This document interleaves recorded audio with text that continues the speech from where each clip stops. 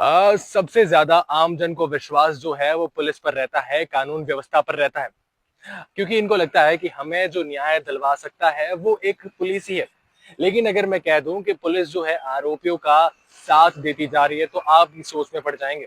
नमस्कार, आप देख रहे हैं द खटक और मेरा नाम है आदित्य। इस वक्त मैं खड़ा हूँ जोधपुर के पुलिस उपायुक्त पश्चिम जो है यहाँ पर खड़ा हूँ। और यहाँ पर कुछ लोग हैं जो आमजन है वो मेरे साथ खड़े हैं। ये न्याय की गुहार लगाने के लिए आए हैं। माता का थान क्षेत्र में ये जो शख्स हैं इनके साले जी के साथ मारपीट होती है और उनकी निर्मम हत्या कर दी जाती है।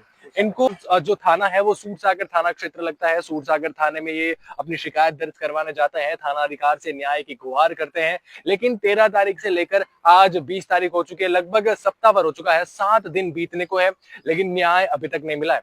इनका कहना है कि जो थाना अधिकारी है वो बातें घुमा रहा है और जो आरोपी है उनको बचाने की कोशिश की जा रही है, और जो आरोपी है ही नहीं, जो मुख्य आरोपी है ही नहीं, उनको आगे किया जा रहा है। अब आगे की क्या बात है, मैं इनके जो जीजाजी हैं, जो मृतक है, उनके जीजाजी से बात करता हूँ, मृतक के भाई से बात करूंगा कि उन्होंने जो राजश्री राज डीसीपी जो है उनसे मुलाकात की है, थाना अधिकारी जो है सूरसागर थाना क्षेत्र के, आखिर उनका इस बारे में क्या कहना है और क्यों इन बातों को जो है टाला जा रहा है, क्यों इनको न्याय नहीं मिल रहा है। लगभग 7 दिन बीतने को है। क्या हमारे जोधपुर की कानून व्यवस्था इतनी कमजोर होती जा रही है? क्या हमारे राजस्थान की कानून व्यवस्था है जो इतनी कमजोर होती जा रही है? आप इस बारे में क्या कहेंगे, मुझे कमेंट कर जरूर बताएं, और ऐसी जानकारियों के लिए द खटक के साथ जुड़े रहें। मृतक परमेश्वर नाथ मेरा छोटा भाई था सर। होली के दहन के समय 13 तारीख की रात मेरे भाई परमेश्वर नाथ के साथ 8 आरोपी मिलकर उनका तलवार और कलवाड़ी लाठियों से हमला करके उसका मर्डर कर दिया। क्या किस पर आपको शक है? कोई नामजद जी, नामजद आरोपी परवीन नाथ और नरेश नाथ को पुलिस बचा रही है, बाकी अन्य आरोपियों को उनको मुख्य आरोपी बना रही है, जबकि मुख्य आरोपी नरेश नाथ पुत्र डगरनाथ पुत्र रूपनाथ, परवीन नाथ पुत्र रेखनाथ, ये नामजद मुख्य आरोपी थे और उनको पुलिस बचाने में लगी हुई है।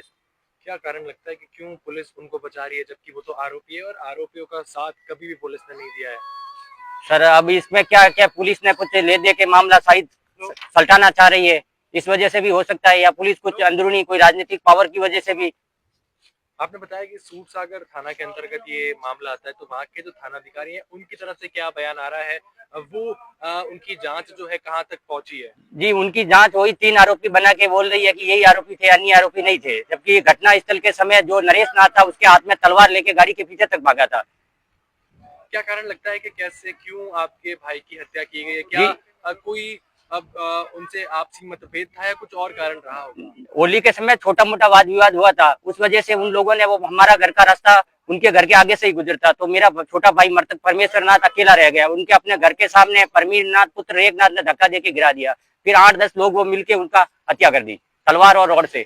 अभी अभी आप डीसीपी ऑफिस में, पुलिस उपायुक्त जोधपुर पश्चिम, अभी आप यहाँ से किन से आपने मुलाकात की है? उनकी तरफ से क्या बयान है, बात है जो सामने आ रही है? जी, हम कमिश्नर साहब से ज्ञापन लेके गए थे, तो कमिश्नर साहब ने हमको डीसीपी साहब के पास भेज दिया। कल हम डीसीपी साहब राजऋषि राज साहब मुलाकात की थी, तो उन्होंने बोला कल जांच आयोग को हम यहाँ बुलाते हैं, लेकिन जांच आयोग कल 12 बजे का आज टाइम दिया था, लेकिन 12 बजे तक जांच आयोग यहाँ आया नहीं। अभी बोल रहे हैं आ रहे हैं, यहाँ पर वो जांच आयोग फोन करके बोल रहे आप थाने आ जाओ, उधर क्यों जा रहे हो? अच्छा, मतलब ऐसा है कि वहाँ के थाना अधिकारी हैं वो मामले को दबाने का प्रयास कर रहे हैं। हरीश जी सोलंकी, वहाँ के थाना अधिकारी? जी जी, थाना अधिकारी सूरसागर। जी, बताएं, आप जो मृतक है आपके क्या लगते हैं? अब आप यहाँ की जो कानून व्यवस्था है उस पर क्या कहना चाहेंगे? जी सर, नमस्कार। मेरा नाम नारायणपुरी गोस्वामी है। मैं बाड़मेर से रहने वाला हूँ। मृतक का नाम परमेश्वर नाथ पुत्र सत्यनाथ जी है। मेरे रिश्ते में साला लगता है। और 13 मार्च 2025 को होली के प्रोग्राम पर 8 लोगों ने मिलजुल कर साजिश के साथ इसके साथ हत्या की है। तलवार से और हॉकी से, पाइप से उसको खून कर दिया है। और सूरसागर थाना के अंतर्गत के सीआई साहब के अंडर में जांच चल रही है और वो हमारे साथ कोऑपरेट नहीं कर रहे, इसलिए हम कमिश्नर साहब से पेश हुए और आज डीसीपी साहब से भी पेश हुए। आज तो हमारी मुलाकात हुई नहीं, कल साहब से मुलाकात हुई। साहब ने बोला सीआई साहब यहाँ पर आएंगे और आपसे जो भी वार्तालाप कर लेंगे। तो सीआई साहब यहाँ पर आ रहे हैं और सीआई साहब हमको बुला रहे कोतवाली पे, सूरसागर थाना में।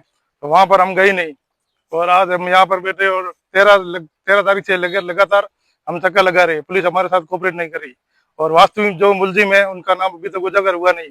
3 दिन पहले राजस्थान पत्रिका में उजागर नाम हुआ था 3 मुलजिमों का, तो वास्तविक मुजरिम वो है नहीं। वास्तविक मुजरिम जो है उनका नाम अभी तक उजागर नहीं हुआ है। और क्या लगता है कि जो यहाँ की जो कानून व्यवस्था है, कानून पर जो आमजन का विश्वास है, उस पर जो कानून खरा उतर रहा है या नहीं उतर रहा जी नहीं सर, हमको बिल्कुल विश्वास नहीं है।